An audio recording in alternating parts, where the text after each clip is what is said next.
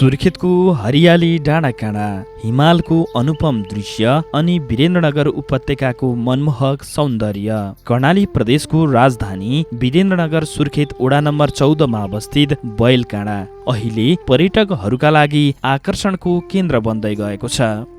सुर्खेत उपत्यकाबाट करिब 13 किलोमिटर उत्तरतर्फ अवस्थित यो ठाउँ प्राकृतिक सौन्दर्यताले भरिपूर्ण रहेको छ। यहाँबाट एकातिर सेताम्मे हिमालको दृश्य अवलोकन गर्न सकिन्छ भने अर्कातिर सुर्खेत उपत्यकाको रमणीय दृश्य हेरी आनन्द लिन सकिन्छ। पहिला त बाटो त एकदम धुलो हिँडेर आउनै नमिल्ने, अनि आइहाले एउटा गाडी अगाडि हिँड्यो भने पनि पछाडि बाइकहरू हिँड्नै नमिल्ने जस्तो धेरै समस्याहरू हुन्थ्यो। अहिले चाहिँ कालोपत्र भएबाट अनि आन्तरिक भन्दा पनि बाहिरी पर्यटकहरू पनि अलि भित्री नै भइरहेछ। पहिला राम्रो बस्ने यताउता खाने होटलहरू राम्रोसँग उ पनि थिएन। अहिले राम्रो होटलहरू लजहरू बनेको छ, अनि त्यही भएर पनि पर्यटकहरू भित्रिरहनु भएको छ। बाटो राम्रो हुँदैछ, ठिकै छ पहिला हेरेर। करिब 29 वर्ग किलोमिटरमा फैलिएको वीरेन्द्रनगर नगरपालिकाको वडा नम्बर 14, जहाँ कुनै समय सुर्खेत जिल्लाको पुरानो सदरमुकाम समेत रहेको थियो। विकासका क्रमले केही पछि परे पनि पछिल्लो समय यहाँ पूर्वाधार निर्माणले गति लिँदैछ। वीरेन्द्रनगर नगरपालिका वडा नम्बर 14 स्थित यो जो पुरानो सदरमुकाम भएको ठाउँ पनि हो।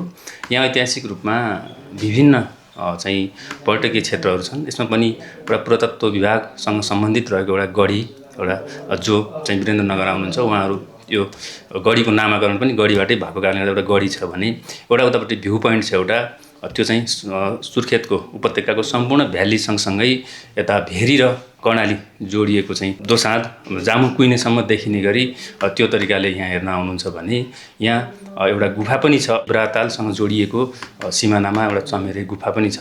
पर्यटकीय क्षेत्रहरू सँगसँगै अर्को पुरातात्विक संरचना भनेको सिद्धा पाइला, जो पुरानो चाहिँ सिद्धा पाइला छ, तिनीहरू पनि छन् भने यो सिद्धा पाइला चाहिँ दुई ठाउँमा छ। एउटा चाहिँ माथि गइसकेपछि 13 को सिमानामा छ भने यतातिर हामीसँग गइसकेपछि आफ्नै सिमानामा सिद्धा पाइला टोलमा पर्छ हैन।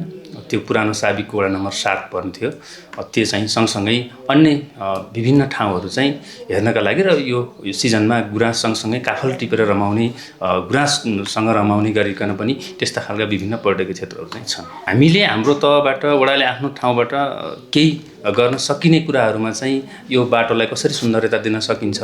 हामीले बाटोमा दायाँ बायाँ बाटो बनिसके पश्चात हामीले एउटा पनि कार्यक्रममै पनि लिएर आएको नीतिता कार्यक्रममा यो वडालाई छेडादेखि बाखुरसम्म हाम्रो जो सिमाना छ यो सिमानामा कालोपत्रे भइसकेपछि अर्थात् हामीले बाटो बनाइसक्यौँ भने अहिले सम्भाव्यता अध्ययनकोमा छौँ हामी, यसलाई चाहिँ गुराँस रोप्न सकिन्छ कि सँगसँगै आय आर्जनलाई पनि बढाउने भएको कारणले गर्दाखेरि अन्य फलफुलहरू हैन बहुवर्षीय फलफुलहरू लाउन सकिन्छ कि काफले लगाएर पनि व्यवस्थापन गर्न सकिन्छ कि भन्ने खालको त्यो खालको बनाएका छौँ भने हामीले अहिले पछिल्लो चरणमा भ्यू पोइन्टमा यो पछिल्लो चरणमा आइसकेपछि विभिन्न ठाउँमा यहाँ पिकनिकको चाहिँ खाना आउने, त्यो पिकनिकले चाहिँ अलिकति फोहोर व्यवस्थापन हामीलाई गर्न अलिकति असहज पनि भएको छ। त्यसलाई पनि व्यवस्थापन गर्दै आउने दिनहरूमा हामीले यस वर्ष कार्यक्रम पनि राखेका छौँ।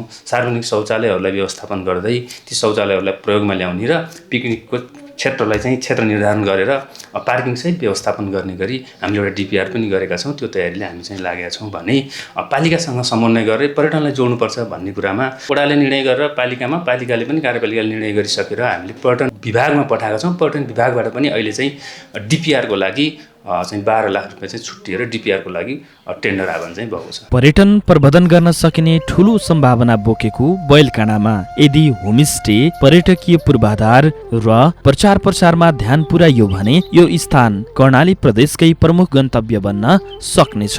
तपाईले बैलकाँडा घुम्नु भएको छ? यहाँको सुन्दरता बारे तपाईको विचार कस्तो छ? कृपया कमेन्ट गर्न नभुल्नुहोला। साथै हाम्रो यस च्यानललाई शेयर एन्ड सब्स्क्राइब गरिदिनु होला।